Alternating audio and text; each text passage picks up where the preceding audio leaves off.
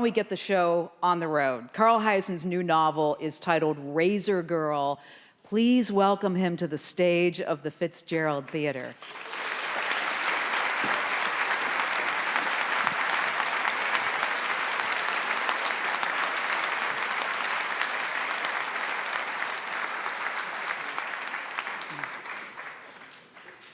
Did you really say fountain of sleaze? Is that what you said?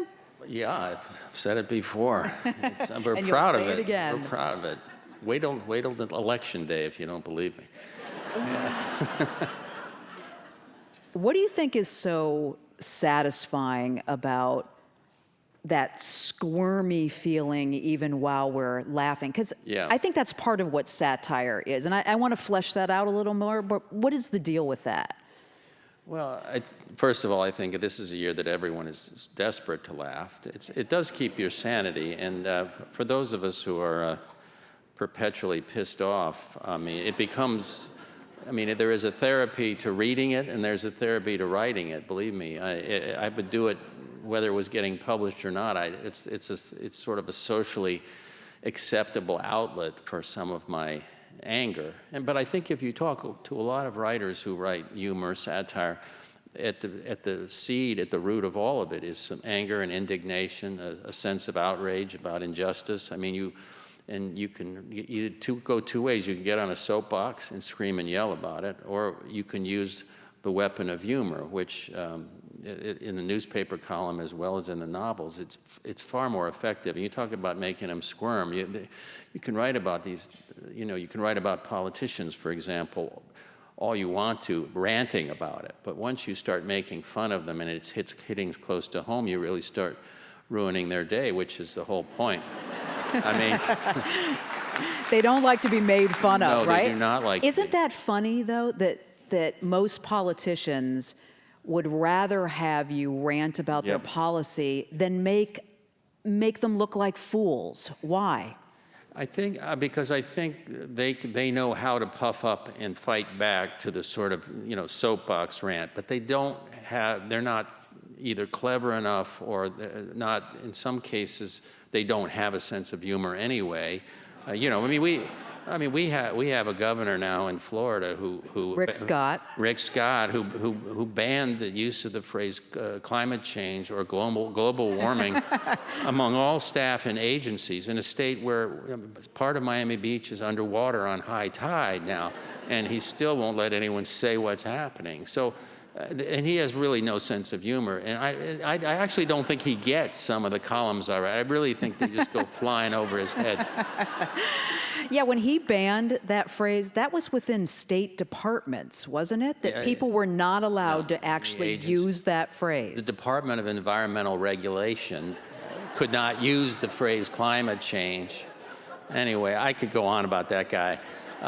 Don't let me stop you. No. We've got all night. No, okay, let me say something. Let me say something about this. You've all been following the Zika scare, and it's real. It's a real disease, and it's a real serious thing. But in Florida, it's all about the tourism. You have to understand something, that this is about presenting a picture of Florida where, please come, it's safe, nothing to worry about, all is fine. And so the first press conference, there's a neighborhood called Wynwood in Miami, and my granddaughter goes to school there, so I know it.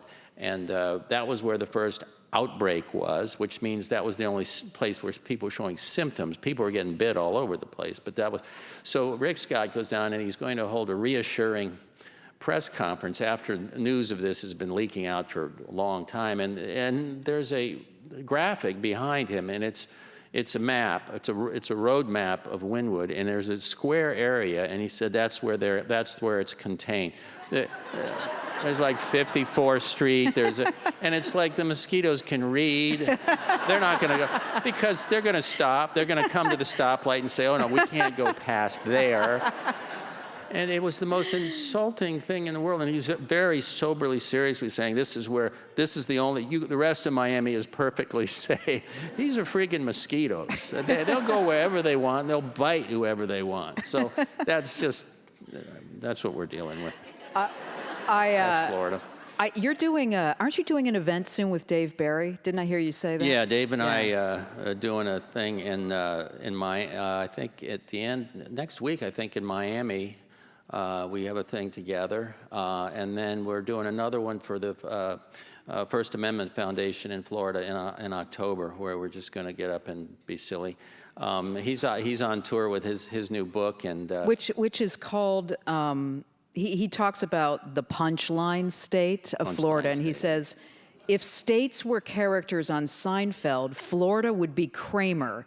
Every time it appears, the audience automatically laughs. That's right. Knowing it's going to do some idiot thing. That's true. You'll have a lot to talk about. Yeah, too. And we've been friends for a long time, and so it's an easy gig with Dave. We just tell stories. In fact, his book is nonfiction, but he mentions at least one of the true news stories that appear in my novel in a fictionalized version, which I just poached from the headlines. He recites the same. We didn't even know that was happening until we each wrote our books. You know what I'm curious about is whether, I was thinking about how the late Molly Ivins used to talk about what she was wonderful. Yeah, she was terrific. And she would talk about how satire is how the powerless put one over on the powerful. Do you agree with that? You looked a little not so sure. Well, I think it's an effort to do that. I don't know that it always works, but I think the whole point of satire and the reason that those of us who do it love our readers so much is because they're laughing for the right reasons. They get it. You get the joke. I mean, it's not just writing a scene that's sort of cinematically funny or slapstick, but the lines that you're delivering, when you're writing them, you're delivering them for a certain audience who's thinking a certain way and who maybe doesn't have any way else to express it or anywhere else to laugh about it. And I think that's the loyalty you sort of feel to people who do, at this point, and let's face it, in this year, where you feel like, where do you turn? What's happening to the country? What's happening to the world? I mean, we feel that every day in Florida, but the rest of the country needs to laugh too. But I think it's also a very selfish thing. It's a selfish thing? Absolutely. How so? Because, I mean, I think if any writer sits there and tells you that they're not writing for themselves, first and foremost, they're probably lying. I mean, if you're not writing as well as you can to put something on paper that pleases you or that you think is good, I mean, then you're not doing your job. I mean, it's got to come, if it's going to be good, it's got to come from somewhere inside of you. So that's what I meant by therapy. I mean, it really is part of the process of purging. I mean, I still do the newspaper column for the Herald, and that's fine once a week.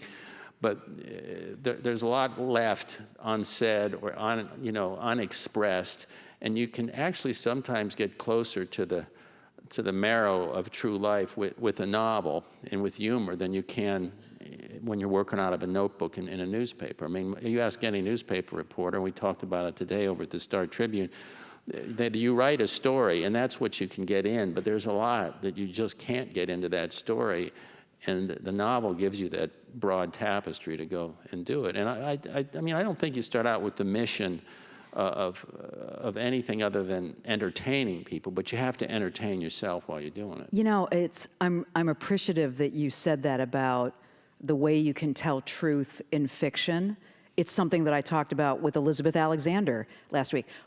Why is that you can tell a certain kind of truth in a certain way in fiction that may have a whole different impact than it would in journalism? Well, I can give you an example. For instance, you know, a few years ago I wrote a novel called Sick Puppy, and it was about this awful lobbyist. I invented what I thought was the world's worst lobbyist based on some of the lobbyists I knew and I reported on over the years. But the thing is, when you're reporting a story, you know, all you can report is the lobbyist showed up at the county commission meeting and Commissioner so-and-so suddenly changed his vote and the zoning change went through and now the Walmart's going to be built or whatever. that's all because that's all you know, and that's all that's in the public record, and they're not talking to you. Right. But you know what happened if you cover enough county commissions. You know exactly what happened. So in a novel, you can just put that in there, and just the whole slime trail can be illuminated. Now, when that novel came out, I had a couple lobbyists. I bumped into them somehow afterwards, and it was interesting because they loved the book because they thought it was about the other one. They thought it was about that guy. They said, "Boy, you nailed him good. You got him down." And I'm thinking, I mean, the vanity is an incredible thing. They just didn't see themselves in it. But they would say to me, "That's exactly how it works." I mean, that's it. So my motto is, it's as bad as you think it is. That it's just as bad as you think it is. So uplifting. I kind of imagine you as an angry teenager. Were you? Well, yeah, I mean, I don't know if I want to know how you got to this. I mean, I think yeah, my mom wanted to know. She went to her grave wondering how I got to it. I think it started before then, and then before I was even a teen. I mean, I always wanted to write, but I think as a kid growing up where I did, which was out in the west, right near the Everglades, and it was a very rural childhood, and it was, you just came home from school, you got on your bike, and you disappeared with your fishing rod, or, and it was just one of those kinds of childhood. And then when even at that age, with the development and the population boom in Florida, the places that I was going places my friends and I would hang out were starting to disappear under concrete. And I remember being pissed off at a fairly young age about that. I mean, and I think that's not just a Florida experience. I think almost everybody in this room has some special place from their childhood that you wished was still around to show your kids or your grandkids, but it's gone now. And so, and the book's connected at that level, way beyond Florida. But I think it started with myself at a young age. In high school, I did do sort of an underground newsletter called More Trash, and it was More Trash. More Trash, and okay. I typed it myself. We had a mimeograph machines. Y'all remember what that was? And so we'd hand crank it out, and then people hand it out in the hallways. And it was, it poked fun at the administration of the school, even the football team, which was sacrilegious. But it was just me being a smartass. And it was the first time I'd ever gotten any feedback from people would stop me in the halls and say, "When's the next one coming out?" That was funny as hell. And I thought, people were reacting in a way that, again, I was writing it kind of as an inside joke for kids like me that weren't part of the cliques, and they weren't part of sort of the jock fraternity or anything. We certainly weren't beloved by the administration.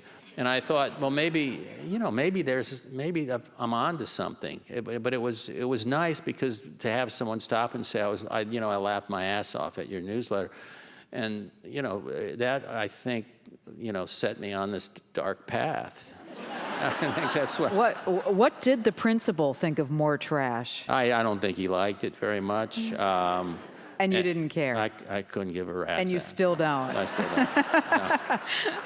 No. Look, they all had their job to do, but I'm about to tell a story. This is awful. This is really sophisticated humor, high school humor. Like my senior year, the last one I'm going to do of these, and I'm cranking it out. So I underlined seven letters. Underlined 7 letters in this very long newsletter that was handed out, thinking nobody would get it except my friends. The letters, the first letter was F, and I was mortified. I hadn't got my diploma yet. Everybody got it, and it was a mimeograph sheet with just these little marks on it. It was just for some of my friends, it was just for the guys or my buddies, and everyone's going, "Hey, I saw what you did in the news." I'm going, "Holy crap! I'm not going to get my diploma after all. My dad's going to kill me." But that was. Maybe you're still doing that. Yeah. What if I page through here? Yeah, don't, no? please. There No, wouldn't no, be some. I've advanced. I hope past that. I haven't even told that story to my the high school junior in my house, and now he's probably going to find out. Yeah, I'm sure he listens to Minnesota Public Radio. Yeah. Doesn't everybody? Yes, well. Wherever they are. Who was funny in your family? Was it a sibling? Which of your parents? Well, Where'd this come from? Well, my dad, that side of the family was Norwegian, so that answers the part of the question.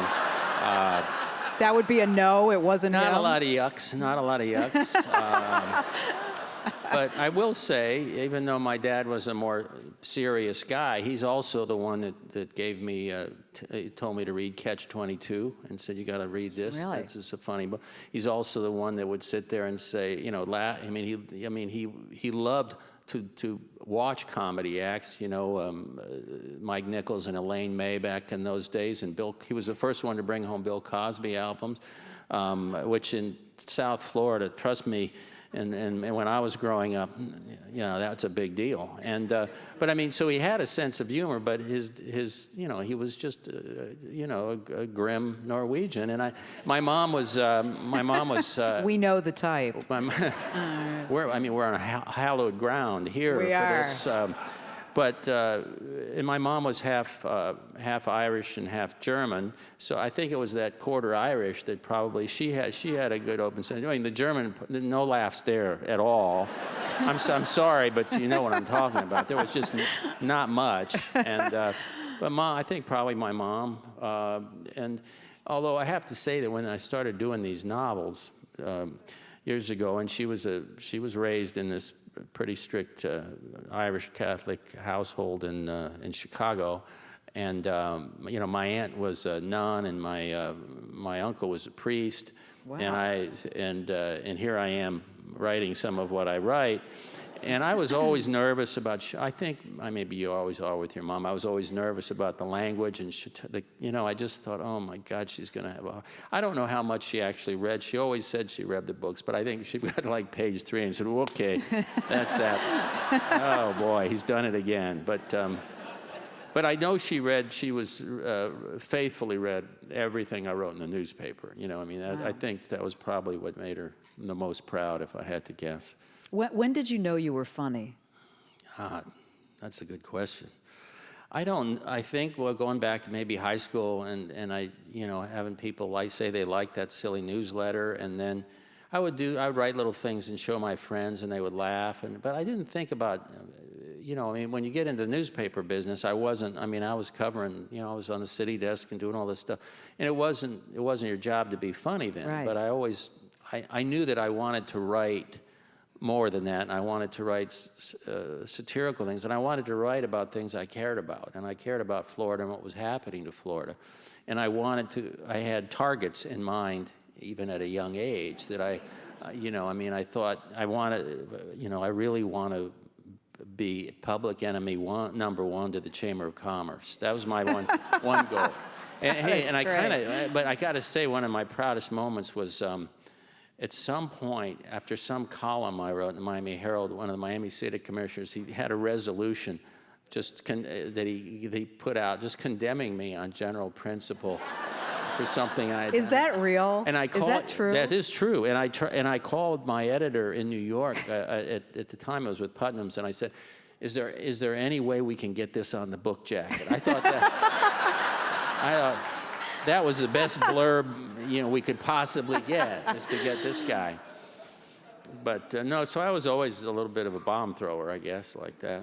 You know, I mean, those are just gifts to someone like you. Yeah. Do they know that? No, he didn't. This He wasn't. commissioner? Really, I mean, no. It was better than you could imagine. It was so great. The more they talk about it, it's like the thing really with the whole book banning thing. One time I got a letter from a school librarian in Waco, Texas. Okay, and this was one of the children's books. I think it was either Hoot or Flush. And she come across the word, I believe it was butt, referring to somebody's butt, right?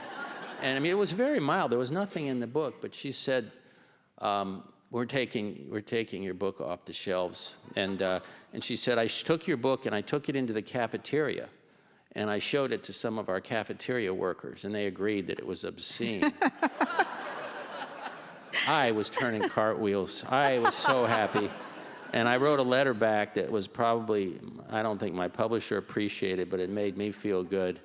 And you know, saying, I'm so glad you went to the literary authority of the cafeteria workers to ask what they thought of my books. But this is the thing that the book banners never, and next week is Banned Books Week. Yeah. That they never get. That it just sells more books. That's exactly right. Which you is ask the any greatest author, the thing. best thing that can happen to I you know. is that somebody in Waco, Texas says, they're taking his book out of the school system. Please, God, take my book out of the Waco school system.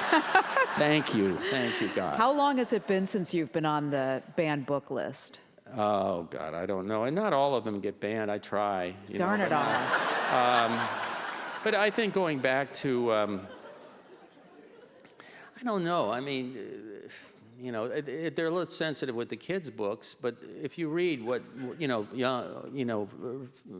middle school grade books now and what they call the YA, young adult readers, books, I mean, it's some heavy stuff, a lot heavier stuff than I write about. And there really is some, Yeah, there's a lot more than but in. Yeah, absolutely. And the YA, subject right? matter is you forget the language, the subject matter is pretty heavy.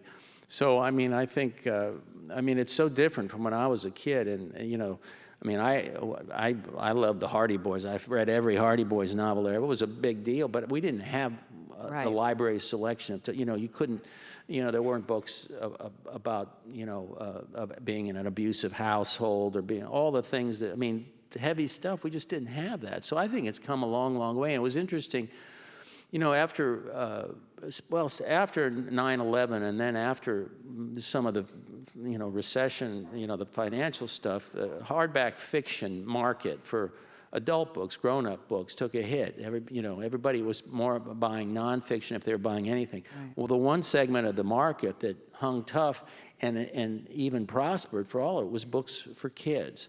Because parents, even if they were strapped, might not be buying books for themselves, but they kept buying books for their children. It was the most interesting thing, and it's still one of the strongest segments of the book market. Yeah, I mean, it was heartwarming because they were still out there buying the books, and kids were actually reading, which is always gratifying. If you got kids, you know what I'm talking about. I was thinking, a few years ago, Judy Blume was here, and we were talking, she's been through the mill on the banned book stuff and heard from a lot of readers on that. And her theory about this is that, and I don't know if this applies to that interchange you had with the woman in Waco, but her theory is the people that are most uncomfortable with content, in sexual content or that kind of content, are the people that don't want to have that conversation with their kids. Sure. And she's like, they already know, or this is the way to get that discussion going, and you can't hide from it. Right. I think there are in some places teachers like that too, that think if we don't talk about it and they don't learn about it, they'll be 21 and they'll be all grown up before they ever see it, somebody with a joint, or or anybody ever tries to kiss them or anything like that. I mean, they think that world is going to protect them, and it's not going to. I will say that there are limits, though, because I've always, one of the reasons I started writing the kids' book was because I didn't want. My stepson was about 11 when I started working on Hoot, and my nieces and nephews about the same age.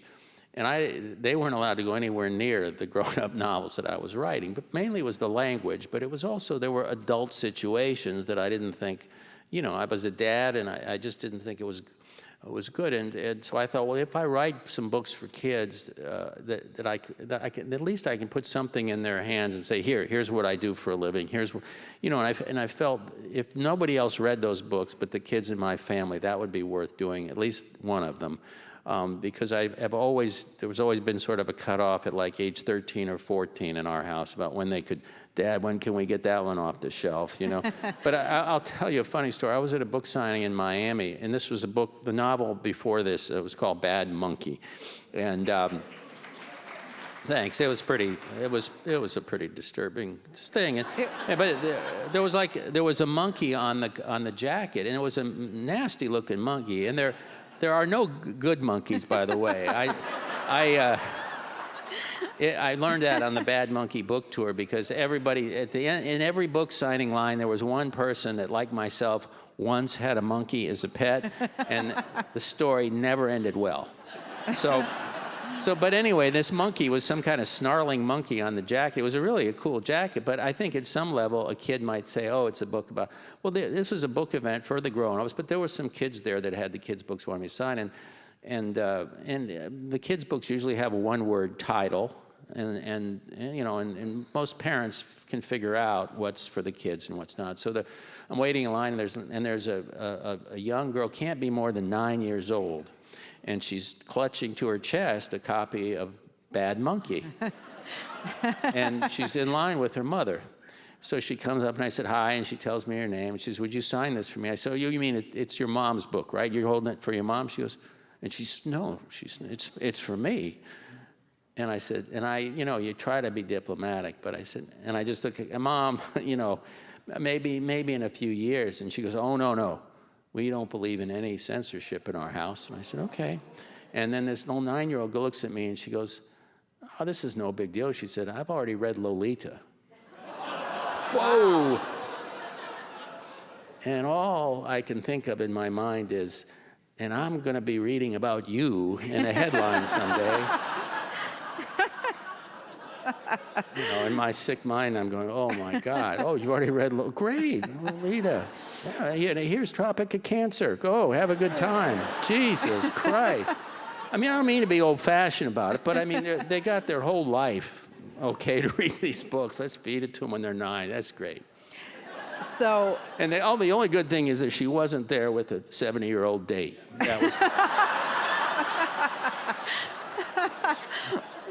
So would you say this first scene in the novel, which I've asked you to read, is this PG? Is this PG-13? Is it R? What would you say? Well, I'd say it's very tastefully done, so I'm going to say it's a PG, a mild R.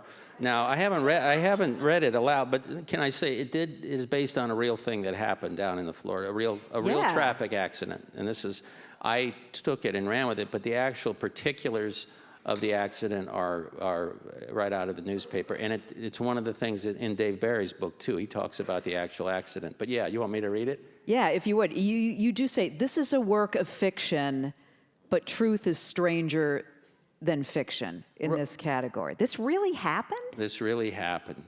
And I'll read you the section, and if we got time, then I'll tell you how the newspaper handled this. I haven't read this aloud, so you might have to be patient with me. On the first day of February, sunny but cold as a frog's balls, I guess that's PG. That's going on public radio right there.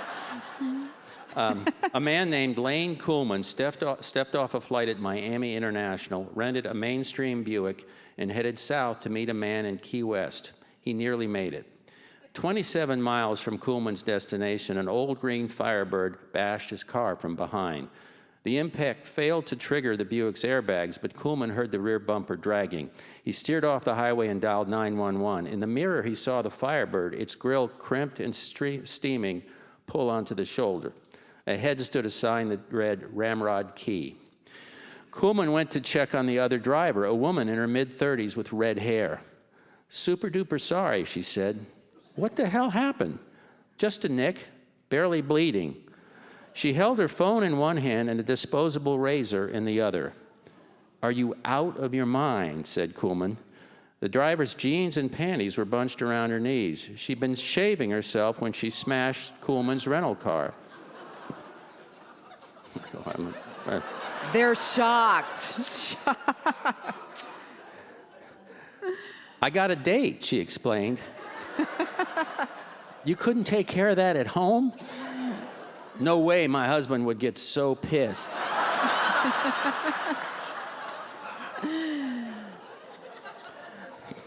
Unreal, said Kuhlman. The woman was wearing a maroon fleece jacket and rhinestone flip-flops. On her pale thigh was the razor mark. How about a little private, she said. I'm not quite done here. Kuhlman walked back to the Buick and called the man he was supposed to meet in Key West.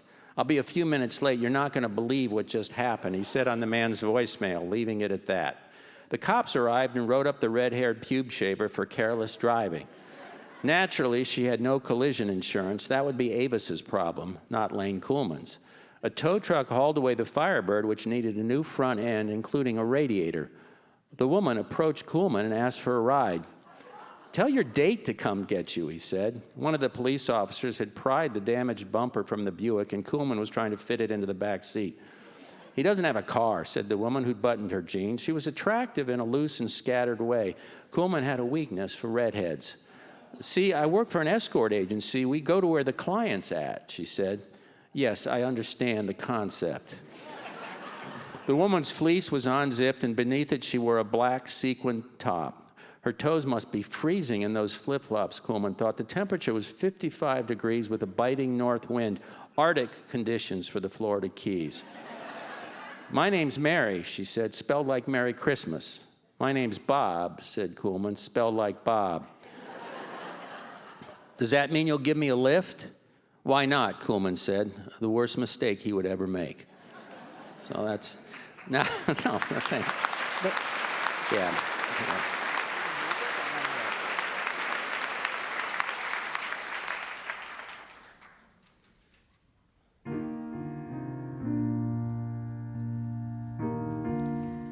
I went up to the mountain because you asked me to, up over the clouds, oh, to where the sky was blue and I could see all around me, everywhere, yeah, I could see all around me, everywhere. Now sometimes I feel like, oh, never been nothing but tired, and I'll be walking on, yeah, till the day I expire. And sometimes I lay down, what more could I do? But then I'll go on again, because you asked me to. Some days I look down and I'm afraid I will fall. And though the sun shines, I see nothing at all. Then I hear your sweet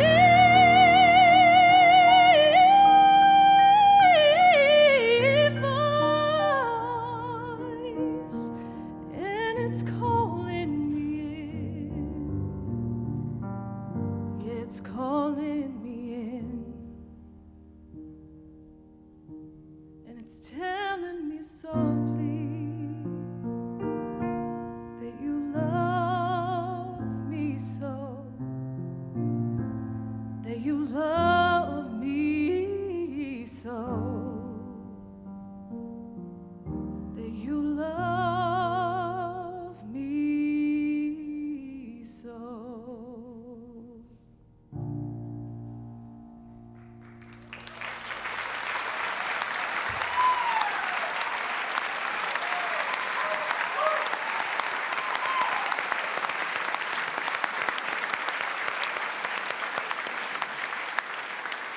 The bellows. I just love it when you perform. Thank you for coming. Wow. Really good to have you here.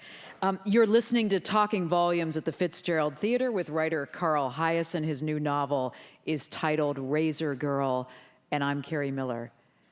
We go from that to this. Oh, my God. Okay, tell the real story. Well, the real story was a few years ago in the lower Florida Keys, a woman was driving south on A18 about 55 miles an hour, and she ran into a car full of innocent tourists, if there is such a thing, and nobody was hurt, but when the cop arrived, the state trooper, in Florida, the cops have seen everything you can imagine. When the cop arrived and went back to see what the deal was with the car that struck the other car, that's what he saw. And he just said, "Are you kidding me? What are you doing?" And she said, "I got a date in Key West." Now, the real story, of course, what I changed, and then he said, "You have a date in Key West?" And he said, "Who's that in the car with you?" And she goes, "Oh, that's my husband." I mean, her husband was riding with her on the date. Anyway, in the real story, it was an accident. In the novel, it's not an accident. It's a staged crash, which we also have in Florida. There's a whole industry of people who crash into other people on purpose to get car insurance, to get their insurance money. And so I kind of weaved those two together. But that's where it came from. It was a real event. My son, who was still working at the Herald at the time, my oldest boy, and he always emails me the sickest stuff, and he knows where it's going to end up. Apple doesn't fall far from the tree. He goes, huh? "Hey, Dad, have you seen this one?" And it's like, he knows. He's got me. I have to say that Mary Mansfield is one of my the redhead in that scene is one of my favorite women that you've created. I don't know why. I spent a little bit of time thinking about what is so appealing. She's smart. She's incredibly smart. She's clever. She's funny, and she was one of those characters that she sort of took over, and I was just chasing her most of the novel. Yeah, I fell for her too. I mean, sometimes characters disappoint you, and they let you down. You have high expectations, and other times you just got to hang on for the ride, and that's the way it was with her. I mean, the more she was on the page, there was more energy and more fun going on. So I kept her around. Your women vary. I mean, Mary stands out to me for some of the attributes that you gave her. And now that I hear you say this about she kind of took over and you were chasing, I understand that better. I always end up liking the women characters better, and I've written several novels where they were the main, in my view, the main character. I did a novel called Lucky You about a woman whose lottery ticket was stolen, and that Jolene was the main character. I loved her, and even in Striptease, Erin was, I thought, a very strong character, and Nature Girl. So, and I mean, and they're always a step or two ahead of the guys, but that's life. I mean, I don't think that's like extraordinary. That's been my experience my whole life, and oh, let's talk about that. No, let's not. No, let's not do that. No, let's really talk about that.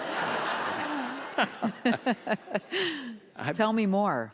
I've just been lucky to have known a lot of strong, smart women that figured things out way before I did, and it's just been blessed in that way, and it's just been also my experience in observing relationships my male friends have had over time, and where they ended up, some good, not so good, but that's all I'm going to say about it.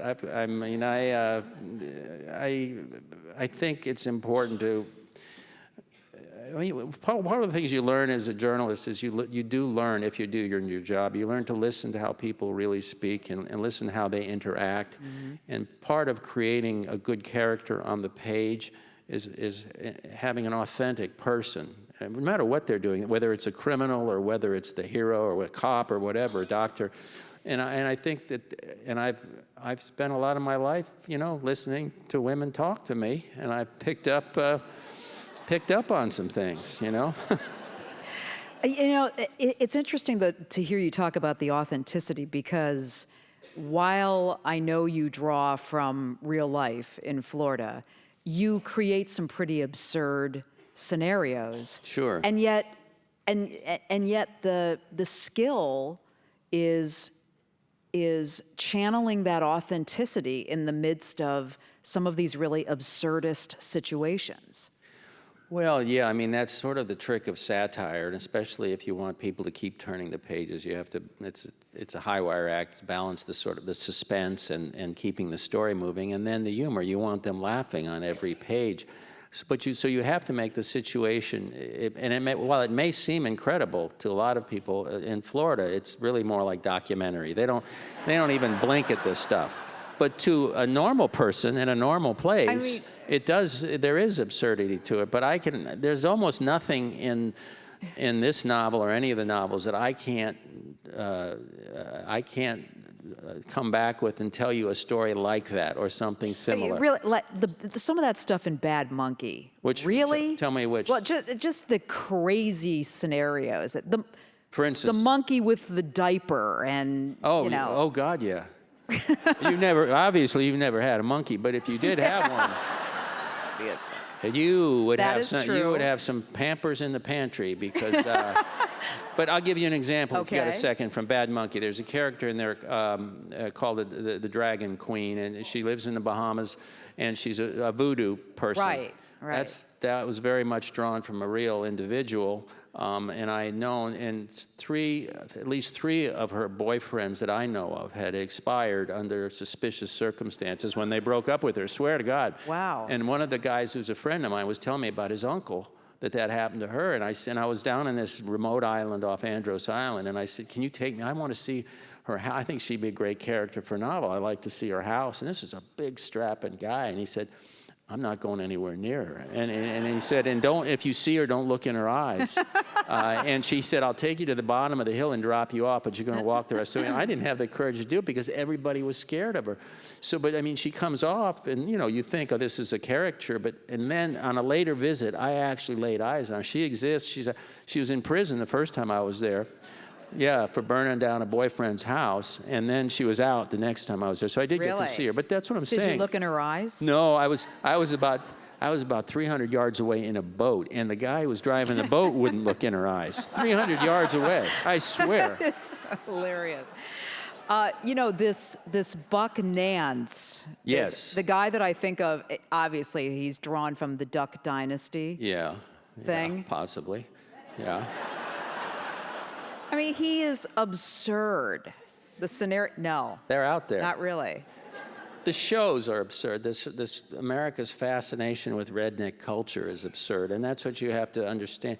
But Buck Nance in the novel is a guy he's in the star of this new reality show called Bayou Brethren, and it's him and his brothers supposedly on a high-end chicken farm down in the Louisiana Bayou. Well, they're not Louisiana rednecks. They were in a bad accordion band in Wisconsin.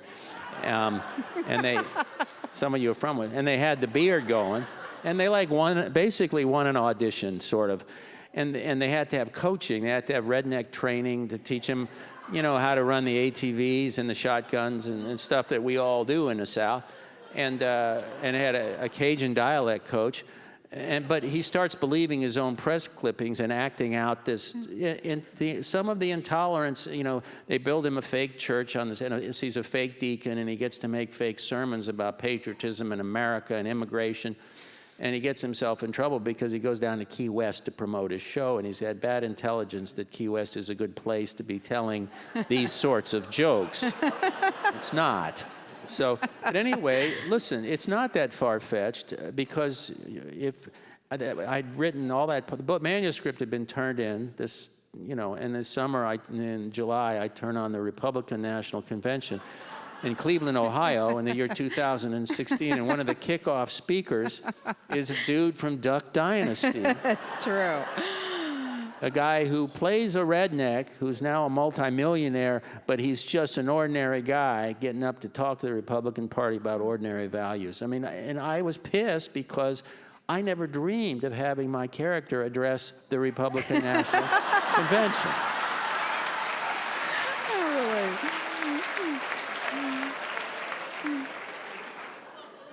What have you got against Wisconsin? Oh, I like mean, why'd they have to be from Wisconsin? I was looking for Middle America, and there's a good. I don't want to get into all their backstory, but they had their mother was kind of a liberal Humphrey Democrat. Their dad was a George Wallace kind of guy, and so they grew up with mixed signals, and well, we all do. But I wanted to like Middle America, and I consider that Middle America. I love Wisconsin. I mean. But I wanted someplace far away from the culture that they were supposed to be, because I'm going to shock you by saying this, some reality TV shows aren't really true.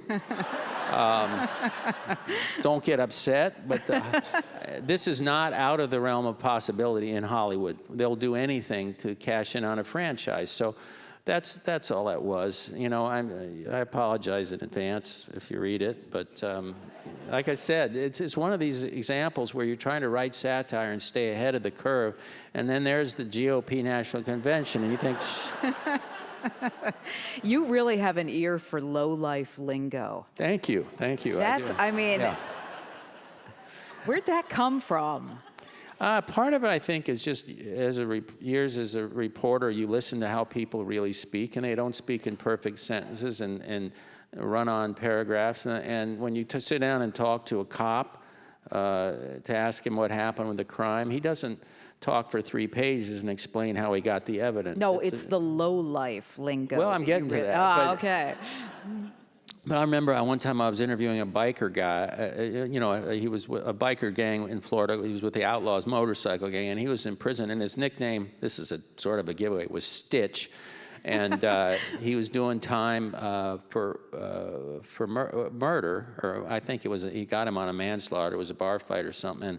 And I was trying to do a piece on the whole gang culture, and it didn't go very far. But I remember he agreed to talk to me, and I went and sat down with him. And it was just, he didn't have a lot to say to journalists. Stitch didn't. But I said, well, how did this all happen? I mean, what happened in the bar? And he goes, oh, it's my fault. He said something like, his tattoo was bigger than mine. And it just left it at that. That's it. That's all you need to know. Okay. And a novel was born. Yeah, but I mean, you remember when you're especially a young journalist, you remember these because you're going in expecting that he's going to tell you his whole life story. Not really. His tattoo was bigger. He was kind of an a-hole, And that's it, the end of story. And you think, that's what you do with your imagination, though, is you file this stuff away. And when you come up with a character, you remember, what did he sound like? How did he speak? What did he look like when he was saying this stuff? And it lodges in your head, and it does resurface. It's the really compelling rhythm of it. It's almost like you don't go too far. You know where to, pull it back. Well, I think more is less. And I mean, I was a big fan and also a friend of Elmore Leonard. And he was he was just an incredibly cool dude, by the way. But also, he believed that if you can say it in fewer words, say it in fewer words, and especially with dialogue. And I think it's important. I agonize over the dialogue. I mean, every passage that you see is, however simple it might look on the page to you, I mean, I agonized over what you said. The rhythm of it is so important, and the economy of it, and who's saying it, and would they say that, and would they use that adjective? It's one of these things you wake up in the middle of the night, literally, and say, but wait a minute, that thing I wrote today, he wouldn't say it that way. He'd say this instead. I mean, it just haunts you because it has to be pitch perfect because people have to believe it. And right. One of Leonard's things that he always said and was that if people are noticing the writing, then you're not doing it right. If it's authentic and accurate, and if it flows and it's moving, then you're doing it right. But if they hang up on a word, or if they hang up on a sentence for some reason, something's wrong. Even if it's to admire it? Well, I mean, I think maybe at the end of the chapter you say that was pretty good and you go back. But I mean, I think when I'm reading, I mean, as a writer, I stop all the time. But I also stop when I'm aggravated if I'm reading something. Why did they use that? Why did they do that? But I think most people who are on an airplane or reading or something, they just want to be swept along. And part of it is the pace that you want to keep going. But yeah, I mean, I don't think it's I don't write to have people stop and say that was a great sentence. But in my head, if I've written a pretty good sentence, I think I know it. I'm not laughing when I write it. I think I know at some point, something in my brain says that's funny, just the way it is. Stop right there. Don't write another line of dialogue there. I think, you just get an instinct for it. But I'm not, I look like, when I walk out of my office, I look like I just wrote a funeral notice. I mean, I don't look like, oh, that was hilarious. I mean, that isn't how the process works. You just beat yourself up. The thing about Elmore Leonard's writing, I always felt like he was detached, that there was a coolness to it. I feel like you're close and there's heat to it. Does that make sense? Yeah, it does make sense because he was all about the storytelling, and I'm all about purging demons. I mean, obviously I'm not well. If you read this stuff, I mean, I don't think it's any big secret, but I've got stuff that bothers me, and I think I am pissed off about a lot of things. So when I write a character like Buck Nance, who's like a fake redneck, but he's still stirring sort of this cauldron of hate and bigotry a little bit, and I mean, those are things that piss me off in real life. So something not good is going to happen to him in my books. Something unpleasant is going to happen to him, and I'm going to feel really great writing that scene. And that's just pure selfishness. I'm going to tell you, it's not literary, but it's me getting it out of my system. And now, given this political season that we're going through. I mean, and it's come to the fore even more, I mean, I think it was even, if I had to write that character again, I'd probably be tougher on poor Buck than I was. You would? Yeah.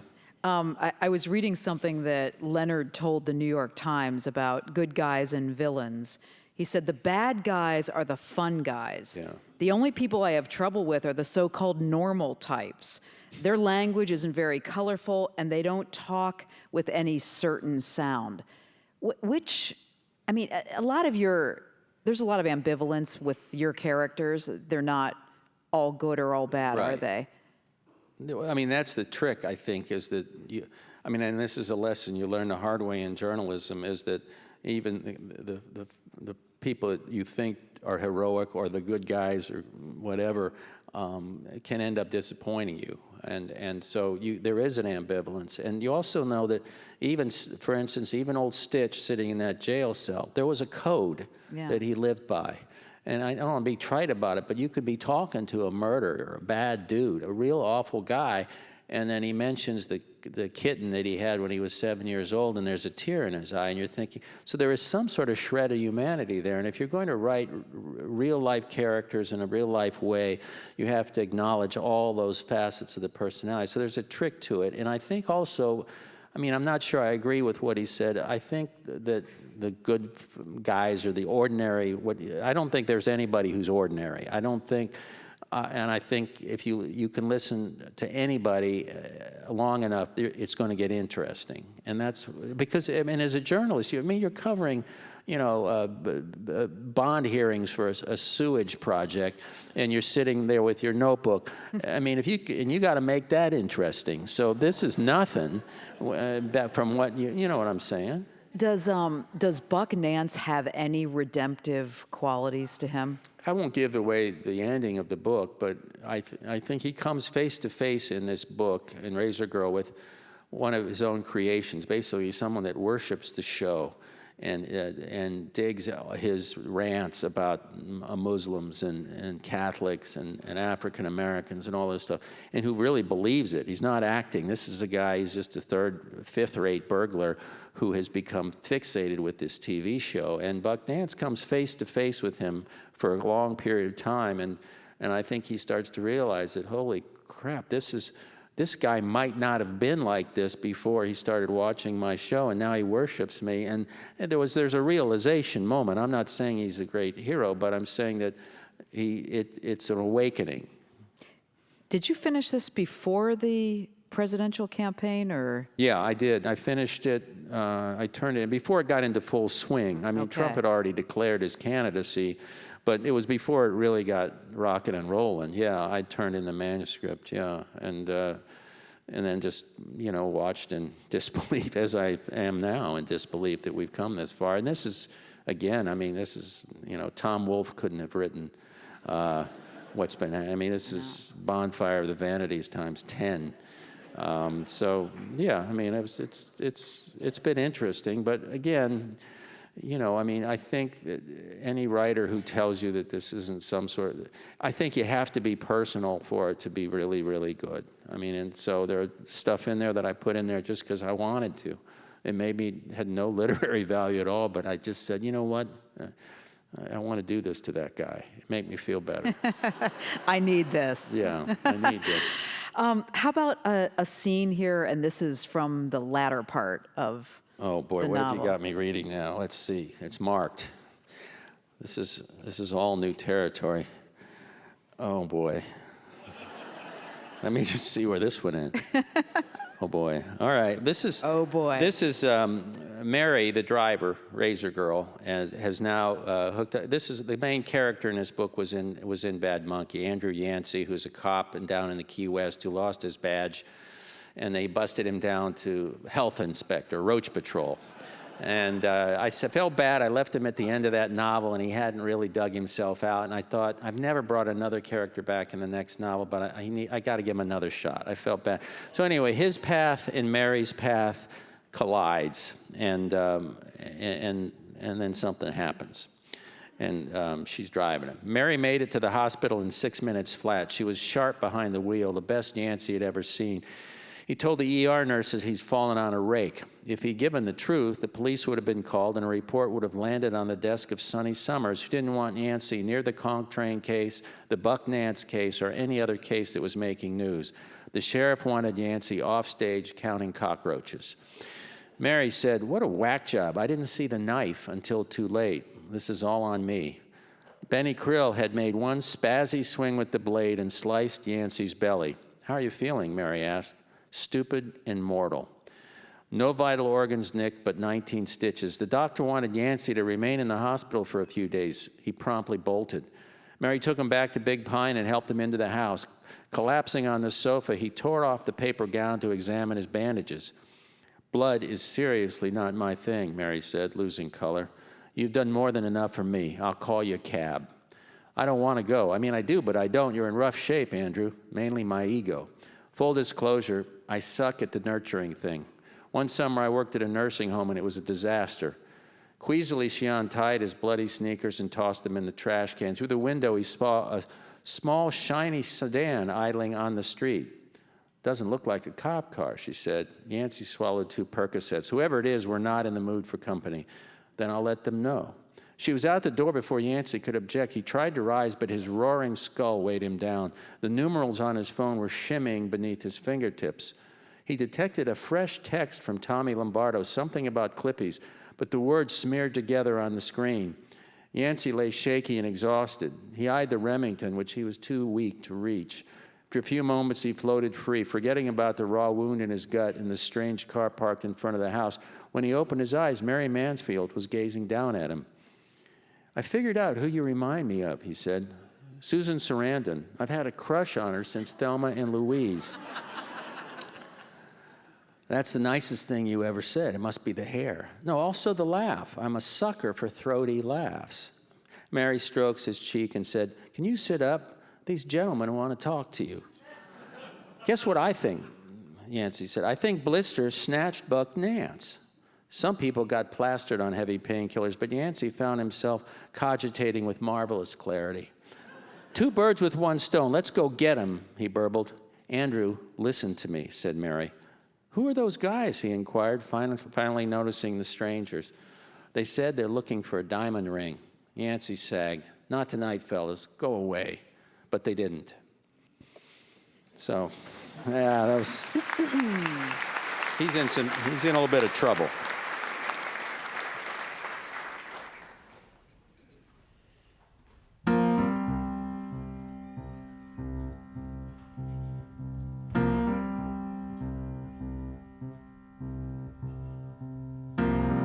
Sat me down and you took a long look. Guess it's my turn to talk. What could I say with you looking at me that way? Oh, that I'm losing control. Well, baby, I'm a wanderer, I don't stay for very long.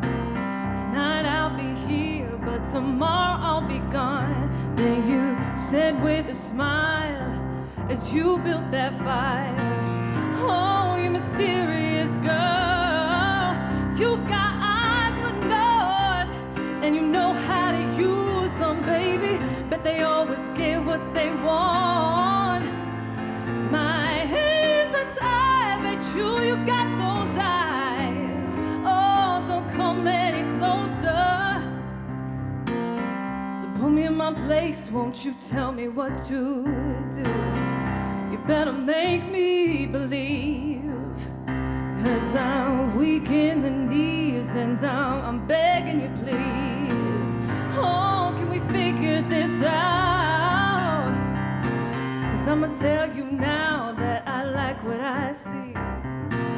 Baby, I won't touch unless you touch me. Then you said with a smile, as you built that fire, oh, you mysterious girl, you've got eyes of the north, and you know how to use them, baby, but they always get what they want.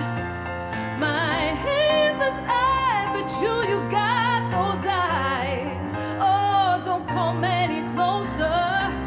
You've got eyes of the north, and you know how to use them, baby, but they always get what they want. My hands are tied, but you got those eyes. Oh, don't come any closer. Oh, don't come any closer. Oh, don't you come any closer.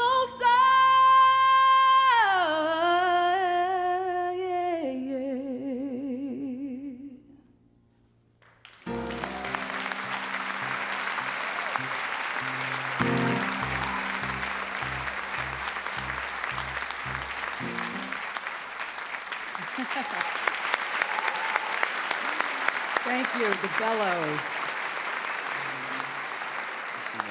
Isn't she Amazing. good? Oh my God. They're both, yeah. Fantastic. Two things before I come out into the audience to take audience questions. A week from tonight, I'll be at the Westminster Town Hall Forum with Jeffrey Toobin. He's got a new book out about the Patty Hearst kidnapping. There's a lot of Minnesota stuff in it, and the tickets are free. How often does that happen? So it'd be cool if we've given away, I know, a lot of tickets, so feel free to come in and show up. Oh, and I know what else I wanted to ask you.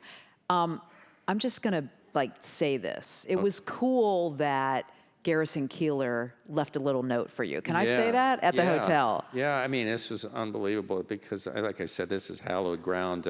But he left a voice message at the hotel for me, and sort of typically, I caught off guard, but it was just wonderful to be in this place and with the history here, and then have him go out of his way to call me. Of course, Garrison, he leaves no number, no way to get back to him to even thank him. So I have to make a few calls, and then I got his email and I dropped him a note. But that's a big deal for me and for anybody. If they tell you otherwise, they're not. It's a great honor, and Norwegians are crummy at getting compliments. We fumble around with compliments. We can't handle it, but it was still very, very touching. Okay, let's bring the house lights up and questions.